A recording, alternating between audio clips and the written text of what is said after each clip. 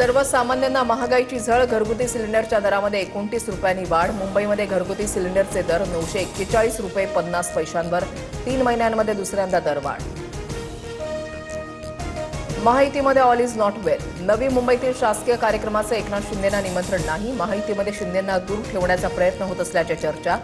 सूत्रांची माहिती. कामात दिरंगाई करणाऱ्या कंत्राटदारांवर मुख्यमंत्री फडणवीस भडकले. वेळेमध्ये कामं करा नाहीतर बंदी, फडणवीसांचा इशारा. अजितदादांप्रमाणे सुनेत्रा पवारांचा बारामतीमध्ये सकाळीच पाहणी दौरा. एसटी स्टँड परिसरात सुनेत्रा पवारांकडून आढावा.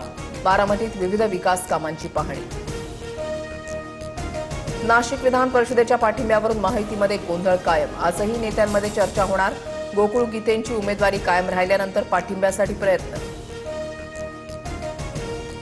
छगन भुजबळांना राज्यसभेची उमेदवारी मिळण्याची दाट शक्यता. तर भुजबळांच्या मंत्रिपदाच्या आणि आमदारकीच्या जागी समीर भुजबळांना संधी देण्याबाबत चर्चा. आपल्या वाट्याचं मंत्रिपद कुटुंबातील व्यक्तीलाच देण्याची भुजबळांची भूमिका. पुणे पोलिसांचा रेव पार्टीवर छापा. आळंदी मरकळ रस्त्यावरील एका बंगल्यामध्ये कारवाई. नशा केलेले अनेक तरुण तरुणी पोलिसांच्या ताब्यात. पार्टी आयोजकाला अटक. अंमली पदार्थ जप्त. ठाण्यातील शहापूरमधील कार्यरत अभियंत्याचा कराडमध्ये घातपात. पत्नी आणि मेहुण्यानं अभियंता लक्ष्मण मंडलेची हत्या केल्याचं उघड. कराडमधील अपघाताचा पोलिसांकडून 12 तासातच उलगडा. रेशन धान्य घेण्यास 15 जूनपर्यंत मुदतवाढ. ई पॉस मशीनमधील तांत्रिक अडचणी आणि धान्याच्या अपुऱ्या पुरवठ्यामुळे मे आणि जून महिन्याचे रेशन नाही. मुदतवाढीमुळे लाभार्थ्यांना दिलासा.